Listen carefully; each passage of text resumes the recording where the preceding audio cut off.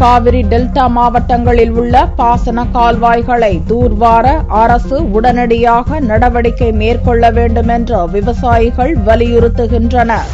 பருவமழை பொய்த்து போனதால் தமிழகத்தில் காவிரி டெல்டா மாவட்ட விவசாயிகள் பெரிதும் பாதிக்கப்பட்டனர். காவிரியிலிருந்து தமிழகத்திற்கு தண்ணீர் திறக்கப்படாத நிலையில் டெல்டா பகுதியில் குறுவை சாகுபடி செய்ய முடியாத நிலை உருவாகியது. இந்நிலையில் தற்போது தமிழகத்தில் கடந்த சில நாட்களாக பல்வேறு மாவட்டங்களில் மழை பெய்து வருவதால் நீர்நிலைகளில் நீர்வரத்து உயர்ந்து வருகிறது. இந்த சூழலில் டெல்டா பகுதிகளில் உள்ள பாசன கால்வாய்களை அரசு உடனடியாக தூர்வார வேண்டும் என்றும் அப்போதுதான் பருவமழையின் போது ஏரி, குளம், குட்டைகளில் தண்ணீரை சேமிக்க முடியும் என்று விவசாயிகள் வலியுறுத்தியுள்ளனர். தூர்வாருவதற்காக அரசு நிதி ஒதுக்கீடு செய்தும் இதுவரை எவ்வித நடவடிக்கையும் மேற்கொள்ளாதது விவசாயிகளிடம் அதிருப்தியை ஏற்படுத்தியுள்ளது.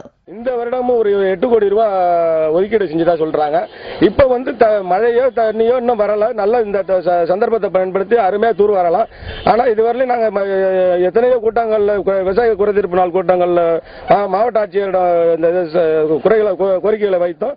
மழைக்காலங்களின் போது வீணாக கடலில் கலக்கும் தண்ணீரை சேமிப்பதற்கான திட்டங்களை அரசு முறையாக செயல்படுத்தினால் கோடை காலத்தில் கூட தமிழகத்தில் தண்ணீர் பற்றாக்குறை ஏற்படாது என்பது நிதர்சனம்.